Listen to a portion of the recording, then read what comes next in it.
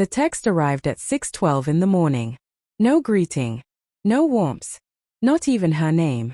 Just 4 words, cold as a closing notice. The mortgage is due. She stood at her kitchen counter, in a house she had paid for herself, and stared at those words until the screen went dark. And in that silence, something inside her, something that had been patient for 8 long years, finally went still. Not from sadness. From certainty. Before this story goes any further, take 1 second and hit subscribe.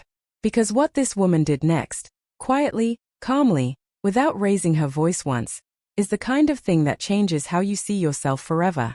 Her name was Mara. She was a bookkeeper. And she was done.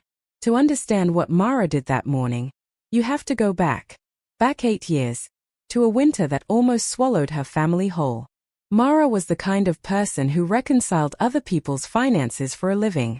She built her small accounting firm from a single desk in a rented office to a 40-client business over a decade. She knew exactly where every dollar went. She slept fine at night. Her parents, her father, Gerald, a retired factory worker with a bad back and an old-fashioned idea of how the world should work, and her mother, Diane, had spent the good years the way a lot of people did. Refinancing. Pulling cash out. Spending freely. Assuming the good years would simply continue. They didn't. By the time the payments came due and the savings were gone, the bank had sent a letter with a word in it that Gerald couldn't say out loud. Foreclosure. Diane called Mara on a Tuesday afternoon. She read the letter out loud over the phone, slowly, like she was reading in a foreign language she'd never studied.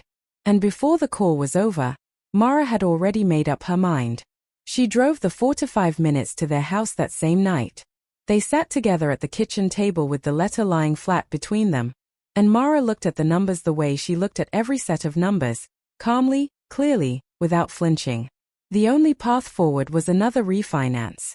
But the bank would not lend to 2 retirees with no income and a credit score that had been quietly destroying itself for years. They needed someone with clean credit, steady income, and the willingness to sign their name to a loan that would take years to pay off. They needed Mara. She was 26 years old. She said yes. But the closing attorney, a careful man who had watched too many adult children sign their financial lives away for nothing, wouldn't let her do it without protection. He structured the deal properly. He made sure the risk was matched by the reward. And when the papers were signed and the ink was dry, Mara left that office as something she hadn't quite expected to become. The primary borrower. And the majority owner of record. Her name, not as a helper, not as a favor,